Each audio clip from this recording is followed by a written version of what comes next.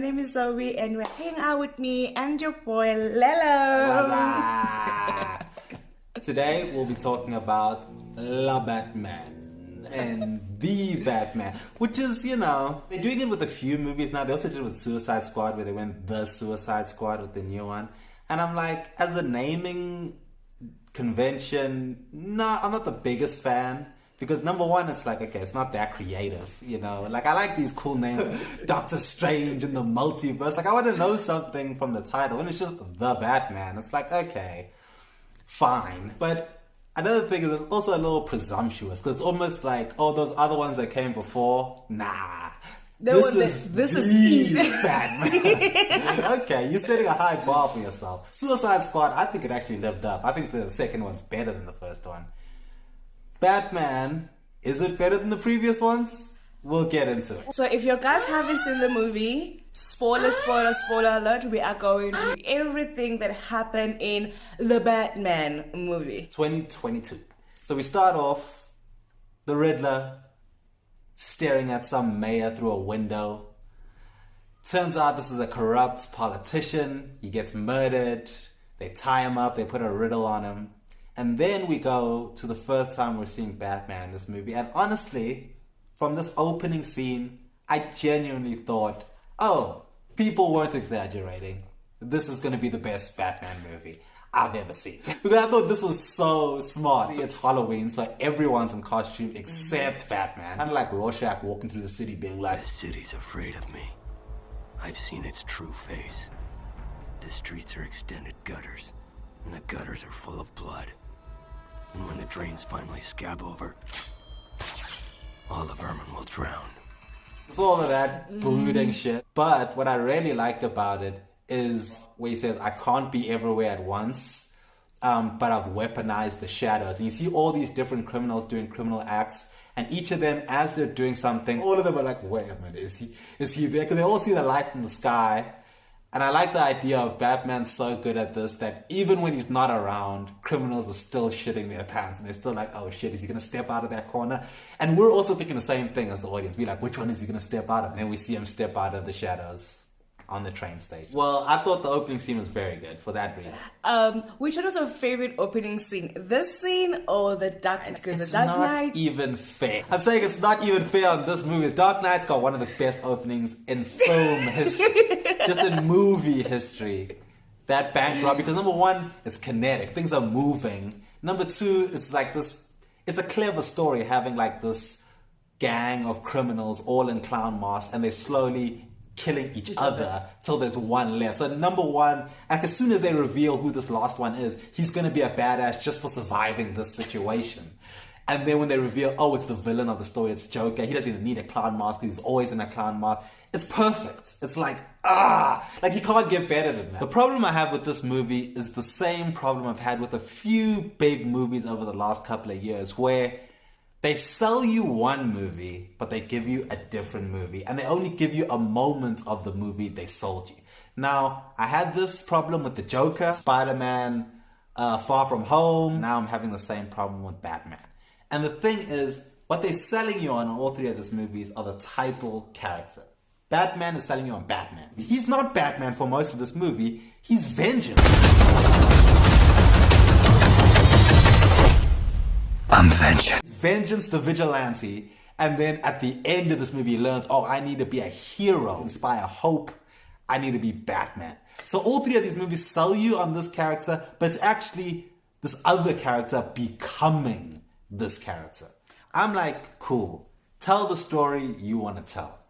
But the problem with Origins for me is, number one, I'm just watching this person get to a point that I already know he's going to be at. Because I've seen it in previous movies. Yeah. I've read comic books. Batman eventually will be a symbol of hope. So get there. I'm just waiting for you to get there the whole movie. So that's a small problem that I have. Another one I've been having with a few movies lately. You have a lot of issues lately. You should have a therapist. But, however, the difference is with the other movie, the movie I'm talking about is Tenet, the Christopher Nolan movie. With that movie, it was a sound issue. I could barely hear the dialogue. If I'm having a problem hearing it, it's because he's made a choice to make the sound this way. It's not because they just fucked up and they were like, whoops, the sound guy messed up. So clearly he's doing this for a reason. And it's the same problem I have with this movie, but it's with what I'm seeing, the lighting of this movie. It is so dark. It's not only are they in a dark room at night, but they also found the shadowiest corner of that room. It's like, I can't see shit. Why is everything silhouetted or cast in shadow? I have to believe that it was a choice, because honestly it does make sense as a choice, because this is actually Batman needing to learn that he can't be so dark because he's inspiring villains. So he needs to learn, I can't just be vengeance, I also need to be hope. I can't just be the darkness, I also need to be the light. It literally starts with him stepping out of shadow and ends with him having a torch in his hand leading people out of the darkness. It can't be more explicit. I get that, but I just wish they would find like a better balance for people with eyesight like mine. I can't see. Yeah, no, definitely. Because here's the weird thing. Like, a lot of the things I'm talking about, I'm like, I have a problem with this thing, but I can see that it's a choice, and I respect that. The metaphors all work, the visual stuff, the symbolism is there. I still don't like it. Like, this is still a problem for me. Number two, this is about Batman becoming Batman, right? It's about him learning these lessons. So throughout the movie, he's actually fucking up quite a lot. This man's making mistakes with the clues he can't figure out. Every fight, I think, he gets knocked a couple of times, but he takes everyone out. He's more of a brawler than a ninja. This Batman's learning. Throughout the movie, we actually see him get better. Batman is usually criticized for being too good. He's Batman. He's got 10 steps plans, and he knows everything before it's even happened. But this Batman is constantly surprised. And when I think about it, at the end of this movie, the villain actually kind of wins. Kills everyone he wants to, except Bruce Wayne. But when I think about it, Bruce Wayne never actually wronged him. Bruce Wayne's parents wronged him. And he ruins Bruce Wayne's parents' images. He releases all the information about them, and he floods the entire city. So this is the movie where a villain wins. Yeah, this Batman, his victory isn't actually stopping the villain. His victory is, I've learned a lesson. I need to start being vengeance, and I need to start being hope.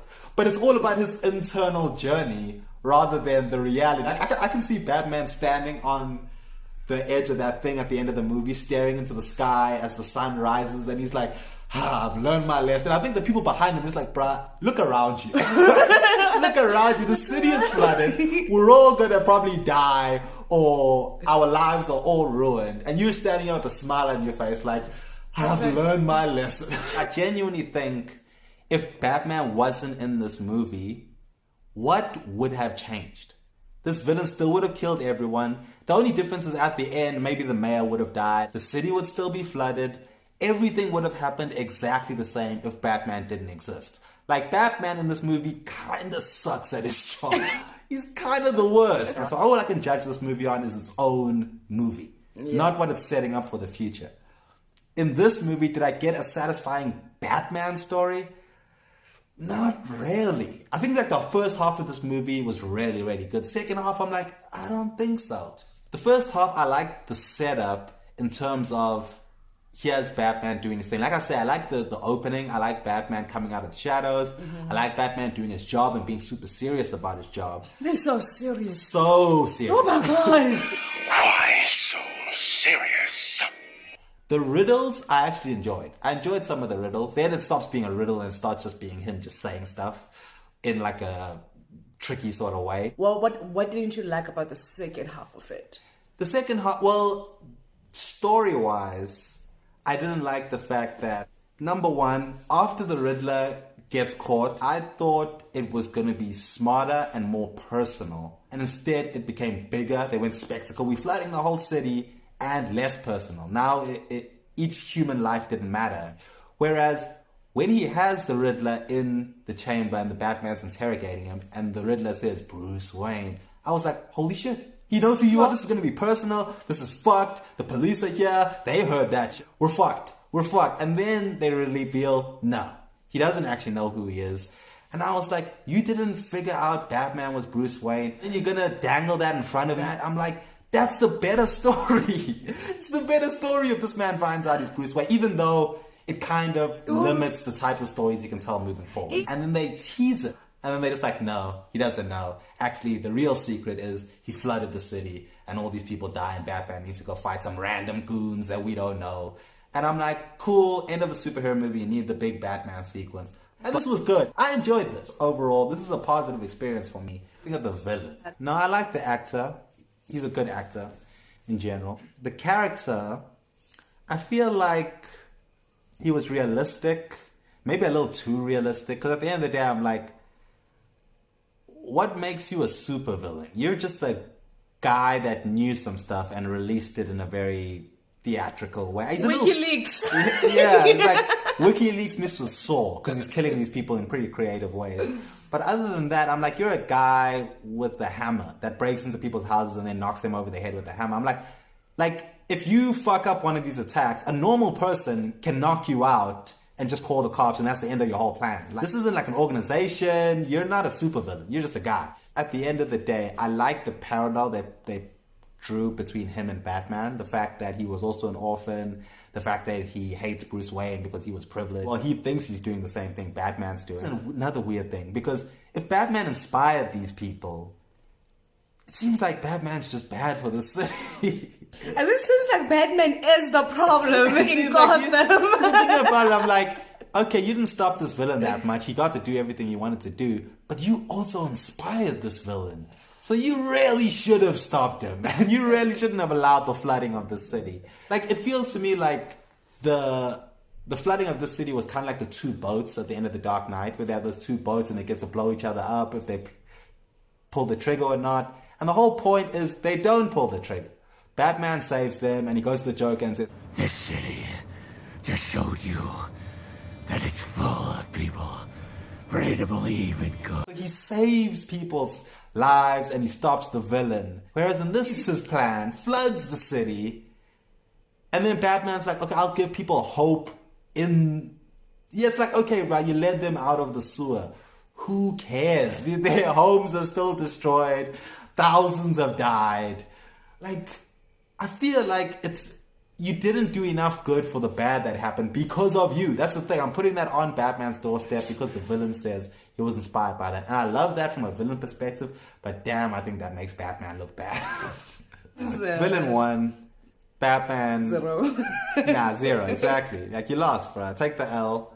You're covered in shit, standing on your broken city at the end of the day, just looking out. You should be like, damn, I really messed up. Like, the whole point of this movie is we need to move away from the status quo. The status quo was corrupt. It's rotten all the way through. We need new leaders. We need new direction. Even Batman needs to change away from vengeance into hope. So, as a story, I would say it was done well. Some of the choices I personally didn't like, but I'm like, I can't be that critical because this is clearly a choice. You wanted to do this and you nailed it, and a lot of people like it. I feel like this movie was made for Batman fans. It's like, even the things that Batman was criticized about, it's addressed here. The thing was perfectly, neatly covered and well packaged. So Batman fans, I understand why they say this movie was a 10 out of 10, because I mean, if you gave me everything I asked for in life, obviously I'll give you a 10 out of 10. Personally though, not really my cup of tea. I think it's a really well-made movie. I think it's still a good movie, but there are Batman movies I like better than this. Way better than this. How are you rating it? Because of the respect I have for it, right now I'll give it a 7.5. Okay, that was our opinion. It's just our opinion on the Batman movie. So please guys, join us next time, and don't forget to press the like button, leave a comment, let us know what you guys think, and do share and subscribe.